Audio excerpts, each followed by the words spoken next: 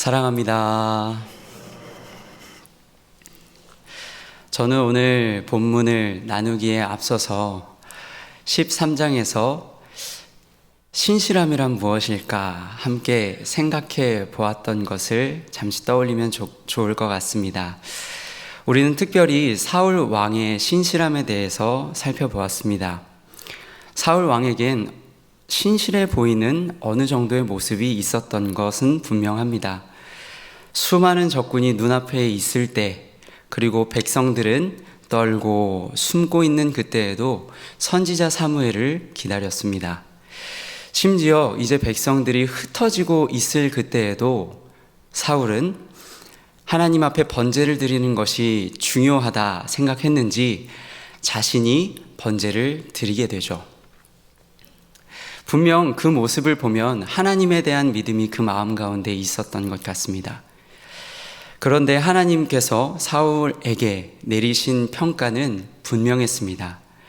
13장 13절과 14절의 말씀을 보면 동일하게 반복적으로 왕이 여호와의 명령을 지키지 않았다, 왕의 나라가 길지 않을 것이다 기록하고 있다는 것이죠.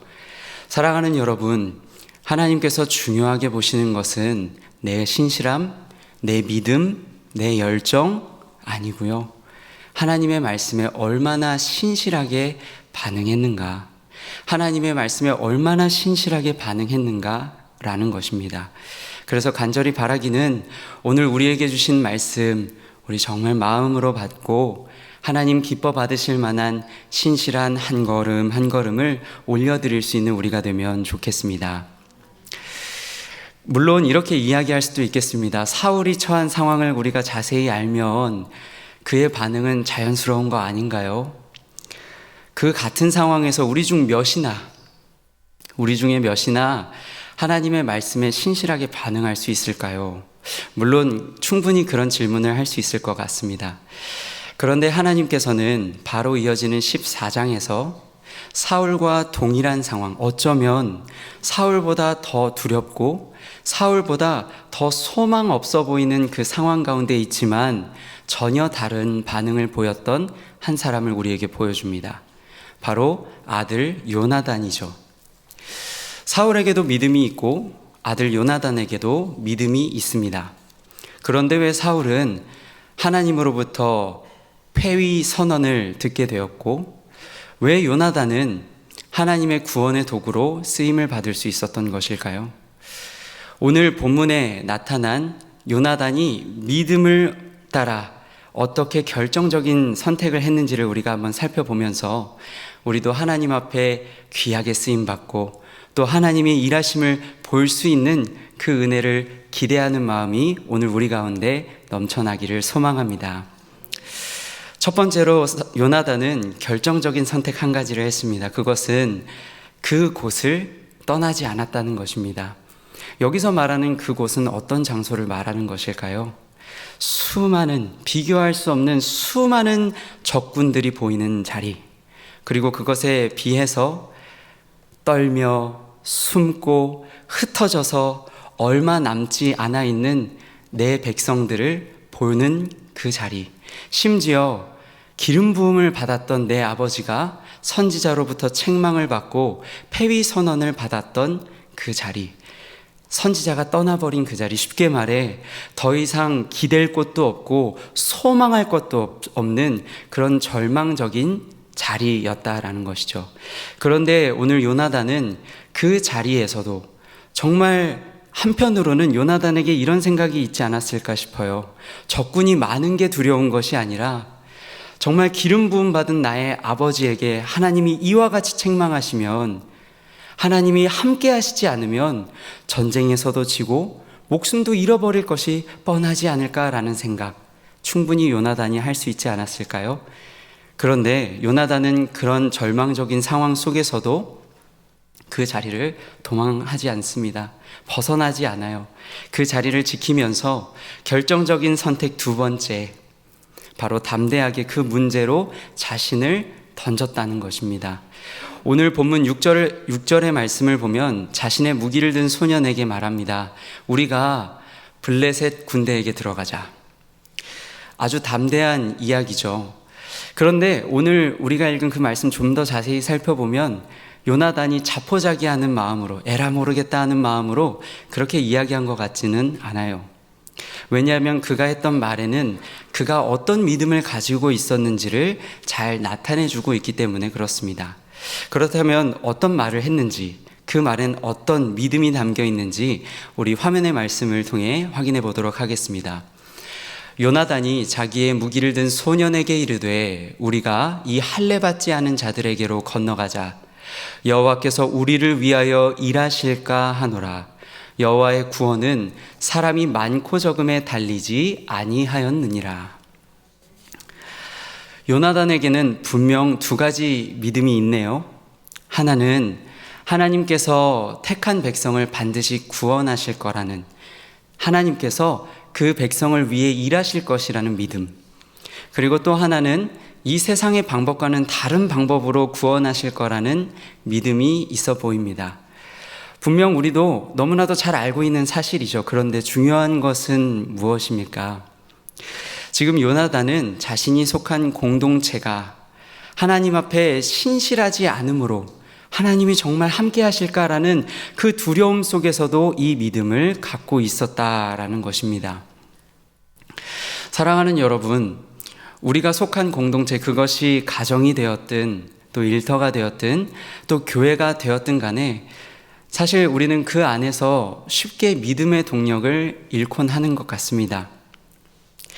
분명 하나님 우리 공동체 살려주실 거야, 우리 가정 일으키실 거야, 그렇게 우리가 말하고 또 믿음을 따라 고백하기도 하지만 그 공동체 안에서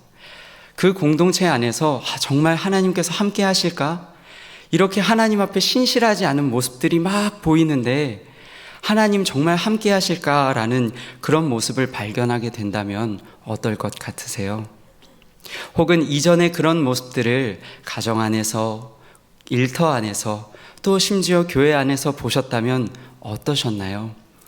아마 소망하기보다는 절망하셨을 것 같습니다. 믿음의 동력을 잃어버리고 다 무너졌을 것 같아요. 심지어 더 나아가서 이 자리를 그냥 떠나버리고 싶은 마음도 들지 않았을까 합니다. 그런데 오늘 말씀을 보면 그런 상황 속에서도 요나단은 담대함을 가지고 그 자리를 떠나지 않으며 문제에 자신을 던졌다라는 것이죠. 그런데 흥미로운 것은 요나단이 곧장 블레셋 군대에게 나아가지 않았다는 겁니다. 곧장 블레셋에게 나아간 것이 아니라 요나단의 결정적인 세 번째 선택, 바로 조심스럽게 하나님의 인도하심을 구했다는 것이죠. 어떻게 하나님 앞에 조심조심 걸어갔는지 우리 말씀을 통해서 한번 확인해 보겠습니다. 요나단이 이르되 보라, 우리가 그 사람들에게로 건너가서 그들에게 보이리니 그들이 만일 말하기를 우리에게로 올라오라 하면 우리가 올라갈 것은 여호와께서 그들을 우리 손에 넘기셨음이니 그것이 우리에게 표징이 되리라 하고. 저는 오늘 우리가 하나님 앞에 표징을 구해야 합니다, 하나님은 우리에게 표징을 보여주실 것입니다 라고 이야기하려는 것이 아닙니다. 담대하더라도 우리가 조심조심 하나님의 인도하심에 집중해야 한다는 이야기를 하고 있는 것이죠. 사실 우리가 성경을 보면 담대하기만 해서 참 큰 피해, 큰 아픔을 겪은 일들을 어렵지 않게 찾아볼 수 있는데요. 그 중에 한 가지를 이야기하자면 가나안 정탐 사건을 이야기할 수 있겠습니다. 하나님께서 약속하신 땅을 정탐했습니다. 그런데 돌아와서 믿음 없는 그들의 모습을 보시곤 하나님께서 40년 동안 광야 생활을 하게 될 것이라고 말씀하시죠. 그 이야기를 들은 이스라엘 백성은 통곡을 하면서 하나님께 잘못했다고 우리가 다시 그 약속의 땅으로 올라가겠다고 이야기를 합니다. 그러면 그렇게 올라갔을 때 어떤 결과가 있었는지 우리 말씀을 통해서 한번 확인하겠습니다. 너는 그들에게 이르기를 너희는 올라가지 말라 싸우지도 말라 내가 너희 중에 있지 아니하니 내가 너희 중에 있지 아니하니 너희가 대적에게 패할까 하노라 하시기로 내가 모세가 너희에게 말하였으나 너희가 듣지 아니하고 여호와의 명령을 거역하고 거리낌 없이 산지로 올라가매 그 산지에 거주하는 아모리 족속이 너희에게 마주 나와 벌떼같이 너희를 쫓아 세일산에서 쳐서 호르마까지 이른지라. 사랑하는 여러분, 승리는 오직 하나님과 함께할 때, 오직 하나님 안에 있을 때 우리가 경험할 수 있는 줄로 믿습니다. 담대함이 우리에게 승리를 주지 않는다는 말이에요. 때로는 물론 담대함이 필요할 때도 있죠. 그러나 정말 그 진정한 승리를 담대함은 가져다 주지 않습니다. 그리고 또한 우리로 하여금 하나님의 구원의 도구로 쓰임받기는커녕 그 일을 방해하게 만드는데요.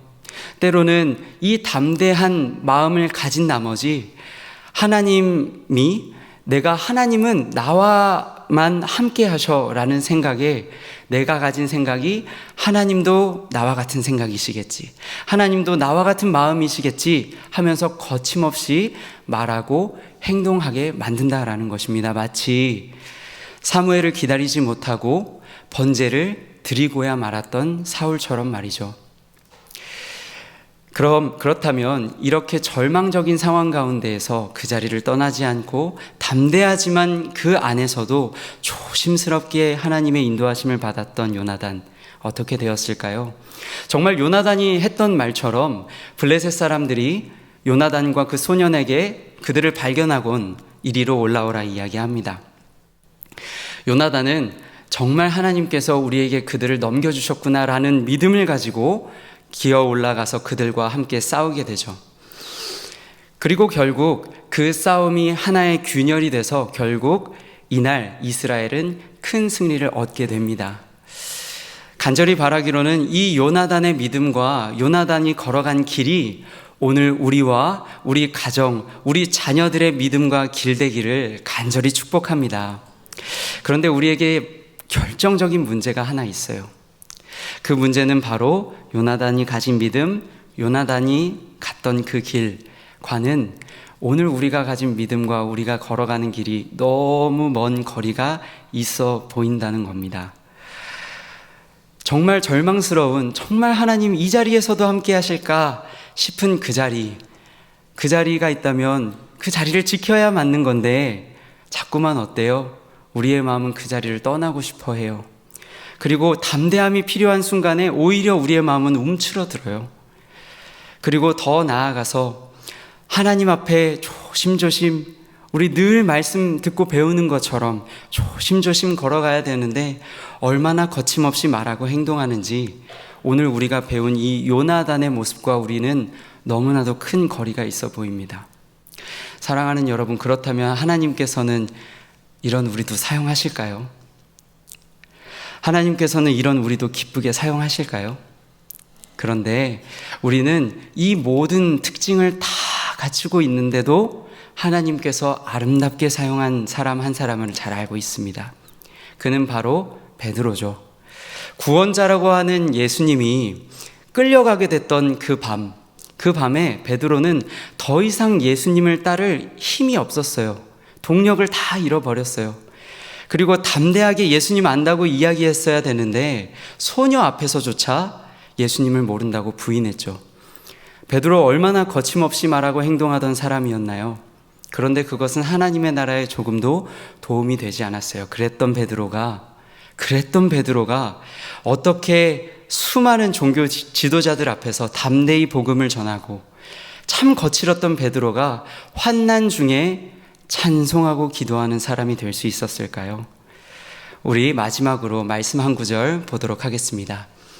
그들이 조반 먹은 후에 예수께서 시몬 베드로에게 이르시되 요한의 아들 시몬아 네가 이 사람들보다 나를 더 사랑하느냐? 또 두 번째 이르시되 요한의 아들 시몬아 네가 나를 사랑하느냐? 세 번째 이르시되 요한의 아들 시몬아 네가 나를 사랑하느냐? 사랑하는 여러분, 우리가 아는 베드로를 빚어가신 분은 그리고 빚어 가신 것은 오직 하나님의 전적인 은혜, 하나님의 사랑인 줄 믿습니다. 어쩌면 하나님께서는 오늘 우리에게 이 요나단의 이야기를 들려주시면서 너 정말 그 자리 지킬 수 있겠어? 너 정말 담대할 수 있겠어? 너 정말 조심할 수 있겠어? 물어보시기 전에 우리에게 너는 정말 나를 사랑하느냐? 너 정말 나 사랑하니? 라고 물어보실지도 모릅니다. 말씀을 정리하겠습니다. 사랑하는 여러분, 분명 하나님의 구원의 도구로 귀하고 아름답게 쓰임 받기 위해서는 소망 없는 그 자리를 지키기도 하고, 때로는 필요한 담대함을 가지기도 하고, 또 하나님 앞에서는 그 중에도 조심해야 할 수 있을 겁니다. 그런데 오늘 그것보다 우리가 더 집중해야 하는 것은 그 모든 자리를 빚어가시는 분은 오직 하나님, 그리고 우리에게 베푸신 하나님의 은혜와 사랑이라는 것을 우리가 기억하면 좋겠습니다. 그래서 이번 한 주 또 이 연말 더 예수님 사랑하고 더 예수님 안에 있고 더 예수님 닮아가서 오늘 이 저녁에도 하나님, 제가 예수님 더 원하니 내가 예수님 닮아가게 도와주시옵소서, 그렇게 고백할 수 있는 우리가 되면 좋겠습니다.